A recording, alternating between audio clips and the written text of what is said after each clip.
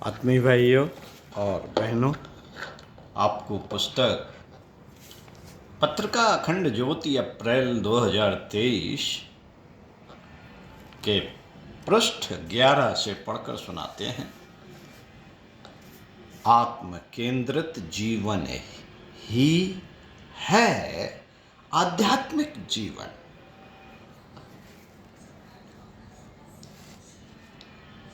धर्म अध्यात्म को लेकर जनमानस में कई प्रकार की भ्रांतियां भरी हुई होती हैं। अपना काम धाम छोड़कर धर्म कर्म करना भला यह कौन सी समझदारी है?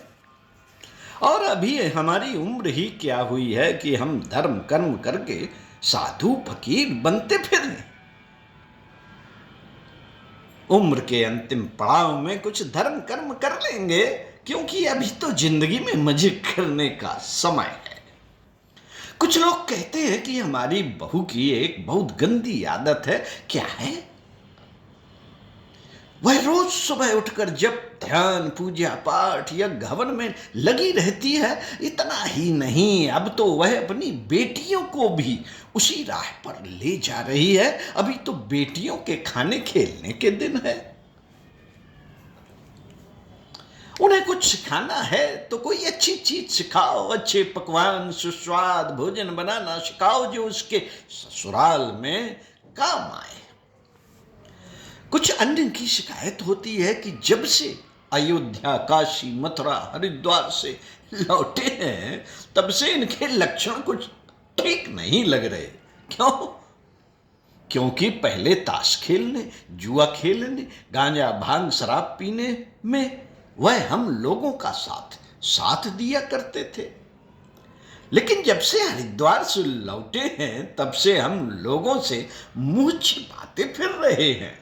सुना है वहां किसी गुरु से मंत्र लेकर आए हैं। यह मंत्र तंत्र धर्म अध्यात्म सब बकवास, सब बकवास है। अच्छा हो यदि तुम फिर से रास्ते पर लौटाओ और फिर से मौज मस्ती करो। मौज मस्ती नहीं तो जीवन कैसा? जो मजा रिश्वत और घूसखोरी में है, भला वह मासिक मानदेय में कहां? पर यह हरिद्वार क्या हो आया मानो वहां से ईमानदारी का ताबीज पहनकर आया हो। क्यों? क्योंकि अब वह ना तो स्वयं रिश्वत लेता है ना तो हम लोगों को लेने देता है। आदि बातें लोग अक्सर कहते और सुनते हुए पाए जाते हैं। दरअसल धर्म अध्यात्म के विषय में सही समझ नहीं होने के कारण ही लोग ऐसी बेतुकी बातें किया करते हैं।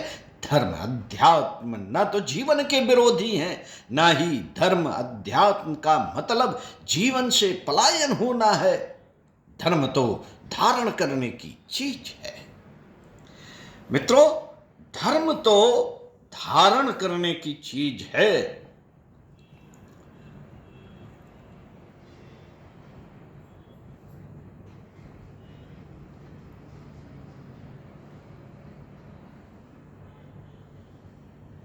त्याग करने की नहीं।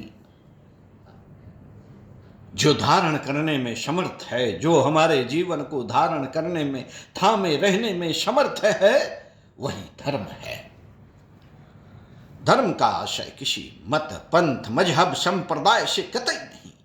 ये तो धर्म प्राप्त के साधन मात्र है, साध्य नहीं। धर्म एक मर्यादा है, बंधन नहीं, जो मनुष्य को मर्यादा में रहने को प्रेरित करता है, तैयार करता है। जो मर्यादा की सीमा को लांघता है वह अपने जीवन में तबाही और विनाश को ही आमंत्रित करता है। दुर्योधन, दुशासन, रावण, कुंभकर्ण आदि कई ऐसे पौराणिक ऐतिहासिक चरित्र हैं जो धन धान्य से परिपूर्ण होते हुए भी मर्यादा में नहीं रहने के कारण विनाश को प्राप्त हुए। मर्यादा से तात्पर्य मानवीय मर्यादा से है। मनुष्य में मनुष्योचित मर्यादा न हो, मानवीय गुण न हो, मानवीय चरित्र न हो, तो फिर वह मनुष्य कैसा? हाँ, वह आकृति से मनुष्य जैसा दिख अवश्य सकता है, पर मनुष्यता अर्थात मानवीय गुणों के अभाव में वह वास्तव में मनुष्य जैसा व्यवहार नहीं कर सकता। धर्म ही मनुष्य में मानवीय गुणों को भरकर उसे सही माने में मनुष्य बनाता है। जैसे तूफानों में भारी बर्बादी तबाही देखने को मिलती है, वैसे ही धर्म के बजाय जब मनुष्य अधर्म अर्थात बुराई, बेईमानी, अनीति, असत्य, अनाचार, दुराचार, हिंसा आदि के मार्ग पर चल पड़ता है, तब उसके जीवन में भी भारी तबाही के तूफान आते रहते हैं, जिसके कारण उसका सर्वनाश हो जाता है, उसका भौतिक जीवन बर्बाद हो जाता है, उसका धार्मिक जीवन तो बर्बाद है ही। धार्मिक जीवन से तो उसका कोई लेना देना है ही नहीं। जो धार्मिक है वह बुरा हो ही नहीं सकता, वह बुरे कर्म का कर ही नहीं सकता, और जो अधार्मिक है वह अच्छे कर्म करने को न तो प्रेरित होता है और न ही अच्छे कर्म करता है। जैसे समुद्र में ज्वार भाटे उठते रहते हैं, समुद्र में तूफान आते रहते हैं, उसी प्रकार धार्मिक दृष्टि न होने के कारण मनुष्य के मन में विषय, वासना, क्रोध, लोभ, मोह, दंभ, दुर्भाव, देश आदि विचार रूप में ज्वार भाटे की तरह उठते रहते हैं। फिर उन दुर्गुणों के आवेश में मनुष्य अधर्म के मार्ग पर चल पड़ता है, बुराई के मार्ग पर चल पड़ता है, जिससे उसका जीवन तबाह हो जाता है। तबाह हो जाता है मित्रों। मनुष्य जब धर्ममय जीवन जीता है तो उसका जीवन सुख, समृद्धि, शांति से परिपूर्ण होता है।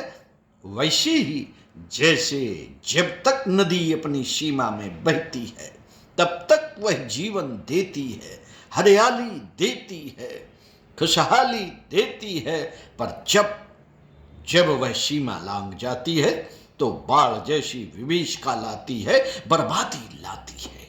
सीमा तोड़ते ही साथियों, सीमा तोड़ते ही जीवनदायिनी नदी जीवन लीलने लगती है।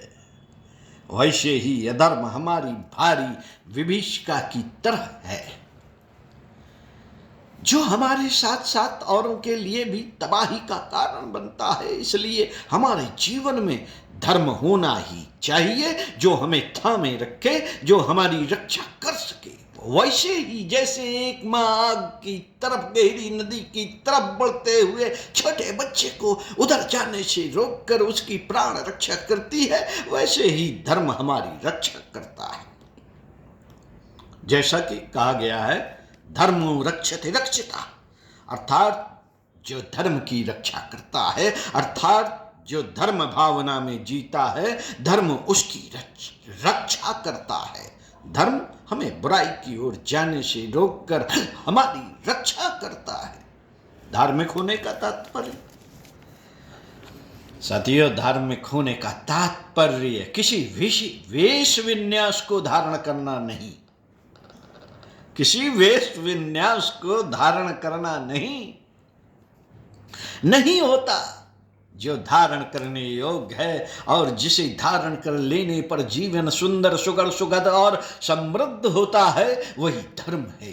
नैतिकता, ईमानदारी, जिम्मेदारी, समझदारी, बहादुरी, श्रमशीलता आदि गुण जीवन को निस्संदेह सुगर, सुंदर और समृद्ध बनाते हैं, तो वहीं अनैतिकता, बेईमानी, अनाचार, दुराचार, आलस्य, प्रमाद आदि अवगुण जीवन में दुखों का पहाड़ खड़ा कर देते हैं, दुखों का पहाड़ खड़ा कर देते हैं, जिससे जीवन बोझ लगने लगता है, भार लगने लगता है।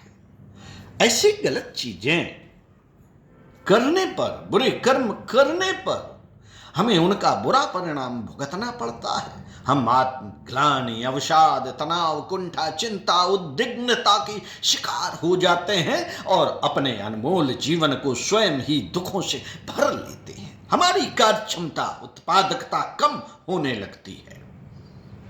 कम होने लगती है, जिससे हम किसी भी कार्य को सही ढंग से नहीं कर पाते। नैतिकता, ईमानदारी, जिम्मेदारी, समझदारी, बहादुरी, श्रमशीलता आदि का किसी मजहब, पंथ, संप्रदाय, मत से कोई लेना देना नहीं। ये वे गुण हैं मित्रों, ये वे गुण हैं जो जीवन के हर क्षेत्र में सफल होने के लिए आवश्यक है।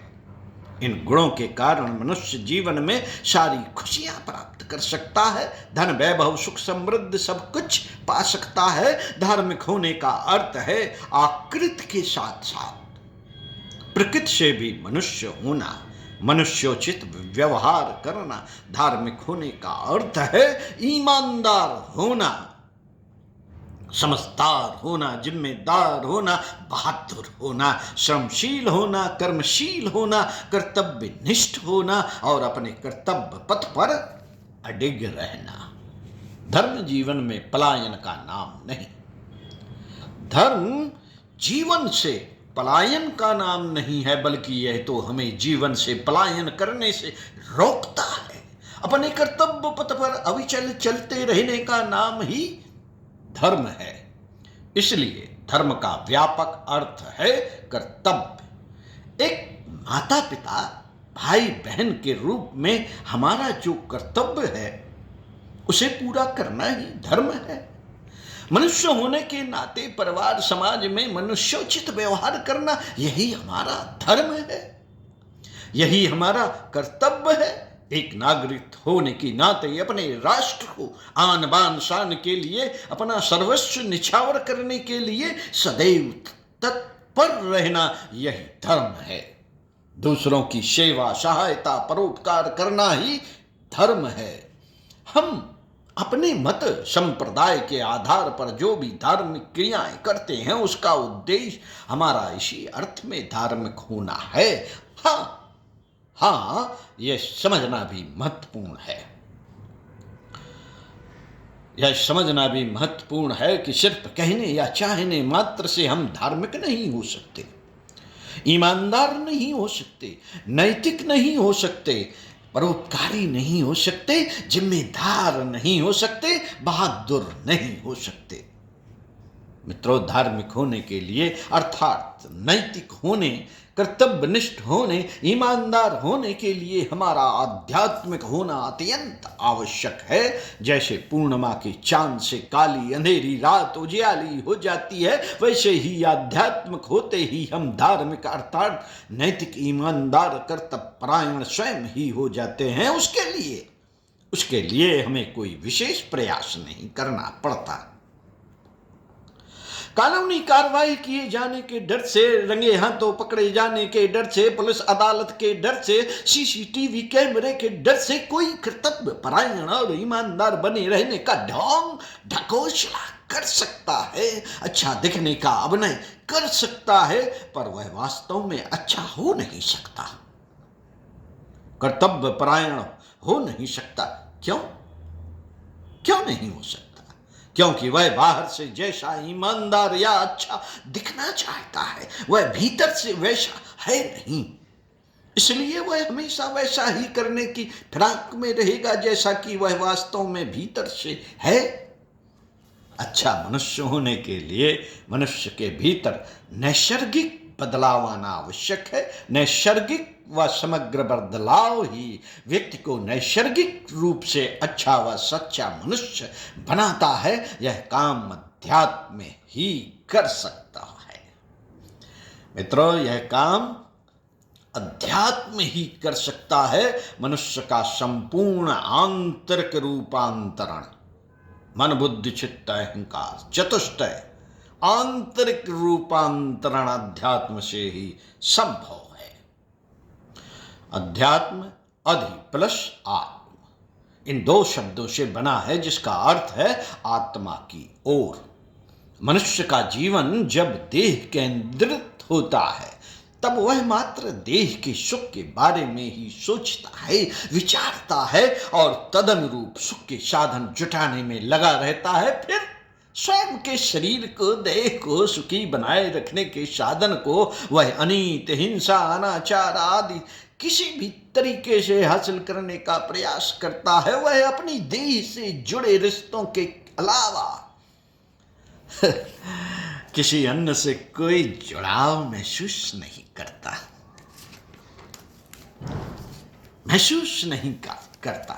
देहाशक्ति के कारण वह स्वार्थ की दलदल में इतने गहरे उतर जाता है कि सुख साधनों के अम्मार होते हुए भी वह सदैव दुखी ही रहता है। वह पारिवारिक, सामाजिक, राष्ट्रीय आदि कोई भी कर्तव्य पालन करने में स्वयं को पूर्णतः असमर्थ पाता है। वह ना तो अच्छा पिता बन पाता है साथियों, वह न तो अच्छा पिता बन पाता है, न भ्राता बन पाता है, न पुत्र बन पाता है, न संबंधी बन पाता है, विद्यार्थी बन पाता है और न ही अच्छा नागरिक बन पाता है। वह न तो अच्छा अध्यापक, चिकित्सक, अभियंता, उद्योगपति, कलाकार, संगीतकार, नेता, अभिनेता, किसान बन पाता है, न ही अच्छा व्यक्ति बन पाता है। क्यों? क्योंकि वह अच्छा इंसान ही नहीं बन पाया, वह सच्चा मनुष्य ही नहीं बन पाया। वह हर जगह अपमानित होता है और दुख भोगता है। वह सब देह केंद्रित जीवन जीने का ही प्रतिफल है। पर जब वह देह से ऊपर उठकर आत्मा की ओर देखने लगता है, आत्मचिंतन करने लगता है, तब वह देहाशक्ति की दलदल से बाहर निकलकर आत्म केंद्रित, आत्मपरायण जीवन जीने लगता है और जीवन की दलदल में भी कमल की तरह खिल उठता है। इसलिए युग श्री राम शर्माचार्य जी ने अध्यात्म को जीवन का शीर्षासन कहा, जीवन का शीर्षासन कहा है। अर्थात देह केंद्रित जीवन को उलट कर उसे आत्म केंद्रित कर लेना ही अध्यात्म है। आत्म केंद्रित जीवन जीने से ही मनुष्य में देवत्व अर्थात दैवी गुणों की अभिवृद्धि होती है और देखते ही देखते उसका जीवन देव स्वरूप हो जाता है। वह स्वयं के बारे में ही नहीं बल्कि सबके हित में सोचता है, विचारता है और तदनुरूप कर्म करता है। वह धरती पर देवता बनकर, साथियों, वह धरती पर देवता बनकर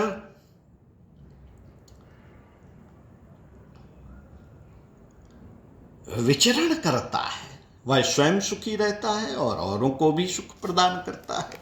उसके जीवन का अधूरापन मिट जाता है और वह कमल सदृश खिल उठता है, जिसकी सुगंध से उसका जीवन सुगंधित हो उठता है। वह कठिन से कठिन परिस्थितियों में भी सच्चाई, ईमानदारी, जिम्मेदारी व बहादुरी से विचलित नहीं होता है और सदैव अपने कर्तव्य पथ पर डटा रहता है।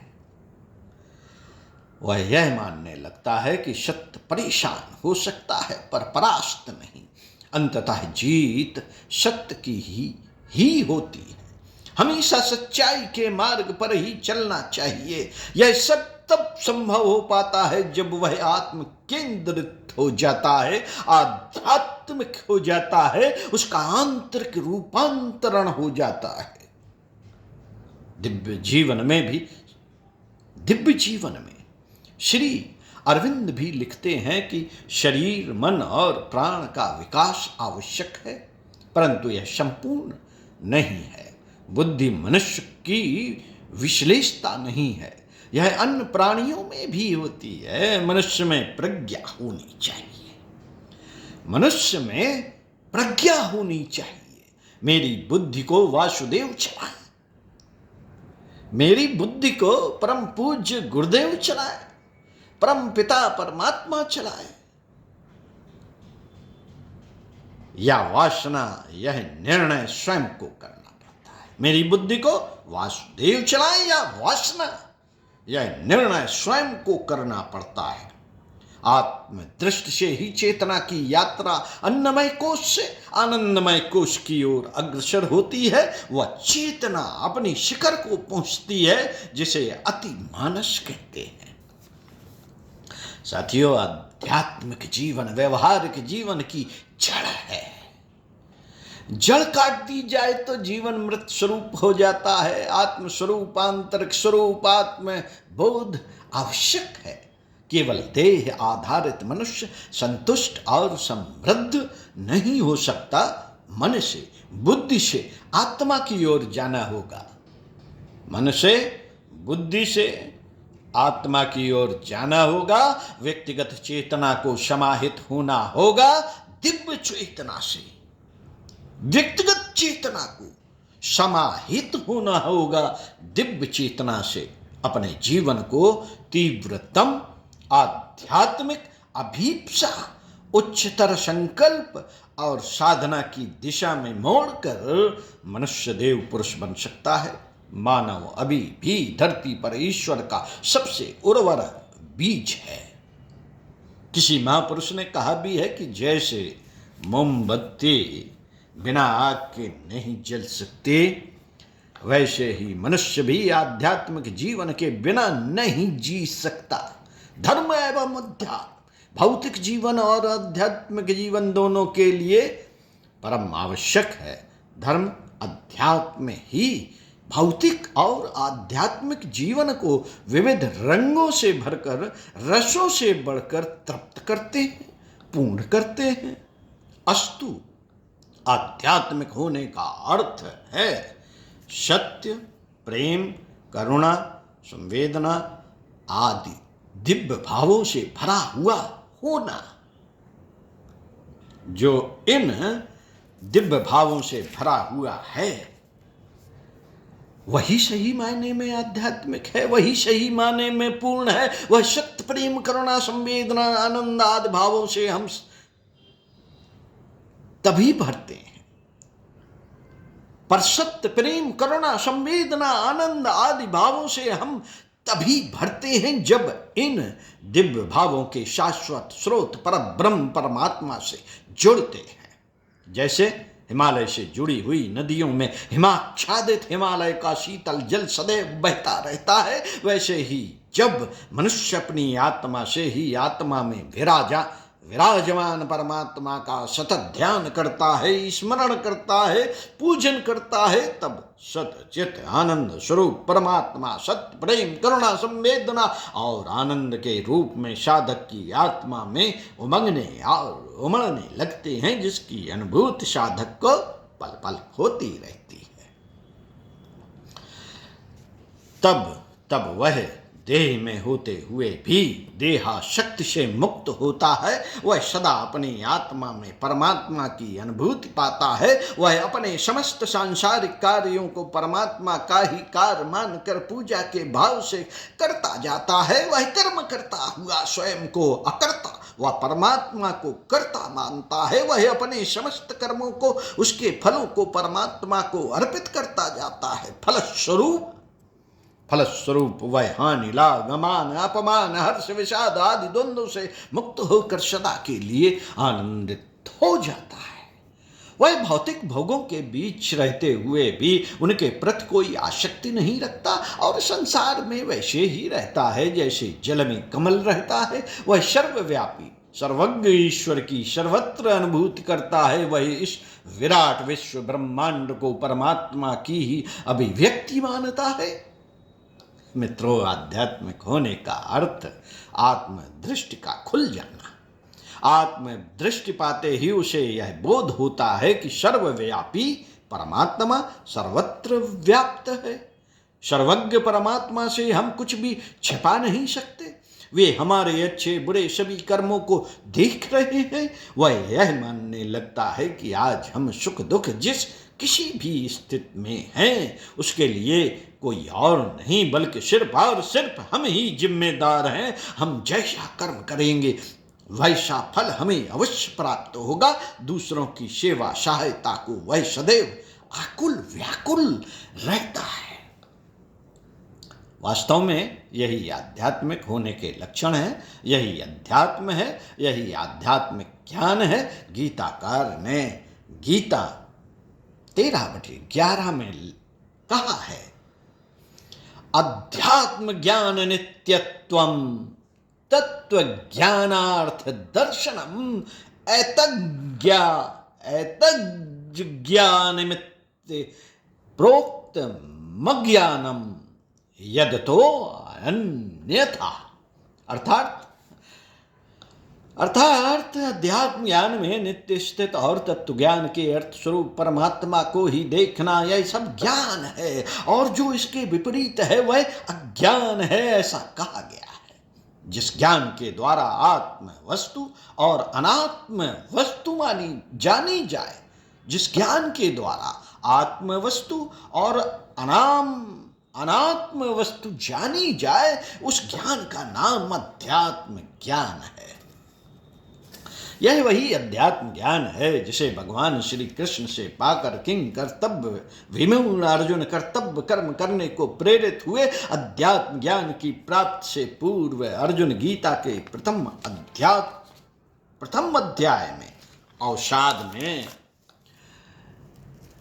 है, विषाद में है, और अपने कर्तव्य से मुंह मोड़ने की तैयारी में है। इसी कारण तो वे कह रहे हैं कि हे कृष्ण, युद्ध क्षेत्र में डटे हुए युद्ध के अभिलाषी अपने स्वजन समुदाय को देखकर मेरे अंग शिथिल हुए जा रहे हैं और मुख सूखा जा रहा है तथा मेरे शरीर में कंप एवं रोमांच हो रहा है। हमारे हाथ से गांडीव धनुष गिर रहा है और त्वचा बहुत जल रही है तथा मेरा मन भ्रमित सा हो रहा है, इसलिए मैं खड़ा रहने को समर्थ नहीं हूं। अर्जुन के भ्रम को दूर करने के लिए भगवान कृष्ण उन्हें ज्ञान कर्म भक्ति वैराग्य आदि के रूप में अध्यात्म ज्ञान का उपदेश करते हैं और उन्हें अपने विराट स्वरूप का दर्शन कराते हैं। तब अर्जुन के सारे भ्रम दूर होते हैं। अर्जुन गीता के प्रथम अध्याय में विषाद में हैं, इसलिए गीता के प्रथम अध्याय को अर्जुन विषाद योग नाम से जाना जाता है। वहीं गीता का अंतिम 18वां अध्याय मोक्ष संन्यास योग नाम से पुकारा गया है, क्योंकि तब अर्जुन विषाद से बाहर निकलकर मोक्ष एवं आनंद की स्थिति को प्राप्त कर चुके हैं।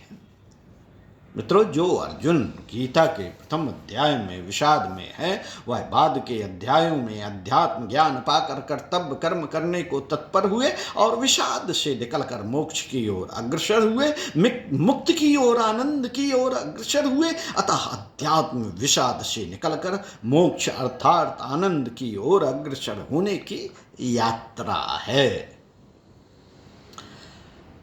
यात्रा है साथियों। अध्यात्म कर्तव्य से पलायन करना नहीं, बल्कि कर्तव्य कर्मों में प्रवृत्त होना है, और यही अध्यात्म का वास्तविक अभिप्राय है। अध्यात्म नाम है आत्मदृष्टि के विकास का, और जब अध्यात्म से साधक की आत्मदृष्टि खुलती है तो उस दृष्टि से देखने पर संसार का नजारा बिल्कुल बदला हुआ सा होता है। संसार के नजारे तो वही होते हैं, पर उसे देखने का नजरिया बदला हुआ होता है, जिससे संसार में हमें सर्वत्र ही सौंदर्य ही सौंदर्य, शुभ ही शुभ दिखता है, क्योंकि आत्म दृष्टि के कारण मन से सारे विकार मिट जाते हैं। सारी नकारात्मक चीजें, निराशाजनक विचार मिट जाते हैं। मन स्वच्छ पारदर्शी हो जाता है, जिससे साधक में साहस आशा उत्साह का संचार होने लगता है। अध्यात्म एक दृष्टि है, नजरिया है, प्रवृत्ति है, प्रकृति है, जिसे पाकर मनुष्य पूर्ण मनुष्य, सच्चा मनुष्य, बड़ा मनुष्य बन पाता है और जीवन को आनंद से आप्लावित कर लेता है। जरूरत है हमें भी उसी अंतर्दृष्टि, आत्मदृष्टि विकसित करने की, जिससे हम भी आनंद से आप्लावित हो सके। धर्म अध्यात्म की बातें बकवास नहीं मित्रों, धर्म और अध्यात्म की बातें बकवास नहीं बल्कि बहुमूल्य है। अध्यात्म में विकल्प नहीं बल्कि जीवन के लिए अनिवार्य तत्व है। यह जीवन के अंतिम पड़ाव में अभ्यास से लाने या पाने की वस्तु नहीं है, बल्कि यह तो जीवन की जड़ है, जिससे जीवन रूपी पौधे को जीवन रस मिलता है। फलस्वरूप जीवन तभी पूर्ण रूपेण विकसित होता है, पुष्प पल्लवित होता है और सुगंधित पुष्पों और मधुर फलों से भर आता है। अस्तु जीवन के आरंभ से ही हमें अध्यात्म से जुड़ना चाहिए। हमें आध्यात्मिक होने का अभ्यास आरंभ कर देना चाहिए। आध्यात्मिकता का भौतिकता से कोई विरोध नहीं। साथियों, जो ऐसा सोचते हैं, आध्यात्मिकता का भौतिकता से कोई विरोध नहीं है, बल्कि आध्यात्मिक दृष्टि होने से हम भौतिकता का और अधिक आनंद उठा पाते हैं, सुख प्राप्त कर पाते हैं। आध्यात्मिक दृष्टि न होने से अकेली भौतिकता दुखदायी होती है। क्यों? क्योंकि आध्यात्मिक दृष्टि न होने से भौतिकता मनुष्य में मद, अहंकार और लोभ पैदा करती है, जिसके कारण व्यक्ति विनाश को प्राप्त करता है। रावण, कंस, दुर्योधन के पास अथाह भौतिक संपदा थी, पर आध्यात्मिक दृष्टि न होने के कारण उनमें भौतिकता का, भौतिक संपदा का मद, अहंकार, लोभ आ गया, जिसके कारण वे अमानवीय आचरण करने लगे और अंततः विनाश को प्राप्त हुए। राजा जनक मिथिला के राजा थे। उनके पास अथाह भौतिक संपदा थी, पर उनमें जरा भी मद, अहंकार, लोभ नहीं था। विदेह थे, क्योंकि उनके पास आध्यात्मिक ज्ञान था, आध्यात्मिक दृष्टि थी। इसलिए अथाह भौतिक संपदा के स्वामी होते हुए भी वे उनके प्रति आसक्त नहीं, अनासक्त रहे। राग से नहीं, बल्कि वैराग्य से भरे रहे। फलस्वरूप उनकी भौतिक संपदा उनके साथ साथ दूसरों के लिए भी कल्याणकारी रही और वे भगवत प्राप्ति के अधिकारी हुए। भौतिक संपदा के स्वामी होते हुए भी राजा दशरथ आत्मज्ञानी, आत्मदृष्टि, आध्यात्मिक दृष्टि से संपन्न थे। इसलिए उनके घर भगवान ने अवतार लिया। भगवान ने अवतार लिया अस्तु भगवत प्राप्ति के लिए ही नहीं, बल्कि भौतिक सुख की प्राप्ति के लिए भी आध्यात्मिकता अनिवार्य है। मित्रों, आध्यात्मिक दृष्टि से ही हम अपने सभी कर्तव्य कर्मों को ईमानदारी पूर्वक करते हैं और सुख एवं सम्मान प्राप्त करते हैं। रावण और विभीषण दोनों लंका जैसी संपन्न नगरी में रहते थे। रावण और विभीषण दोनों लंका जैसी संपन्न नगरी में रहते थे, पर भौतिकवादी दृष्टि के कारण रावण विनाश को प्राप्त हुआ, तो वहीं आध्यात्मिक दृष्टि, आत्म दृष्टि होने के कारण विभीषण को भगवत प्राप्ति हुई। अनुकूलताएं व प्रतिकूलताएं तो जीवन में आती ही हैं। साथियों, अनुकूलताएं और प्रतिकूलताएं तो जीवन में आती ही हैं। सुख दुख तो जीवन में आते ही हैं, पर अज्ञानी जन, भौतिकवादी दृष्टि संपन्न लोग विषम परिस्थितियों में घबराकर अपना संतुलन खो बैठते हैं। वे स्वयं मरने या दूसरों को मारने पर, अनैतिक कार्य करने पर उतारू हो जाते हैं।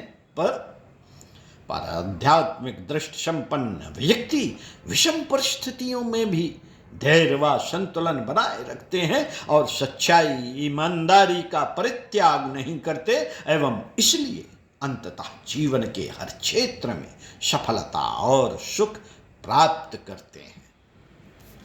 मित्रों, अस्तु धर्म अध्यात्म हमारे जीवन के लिए वैकल्पिक नहीं, बल्कि अनिवार्य आवश्यकताएं हैं एवं इनका अनुपालन सभी को करना चाहिए।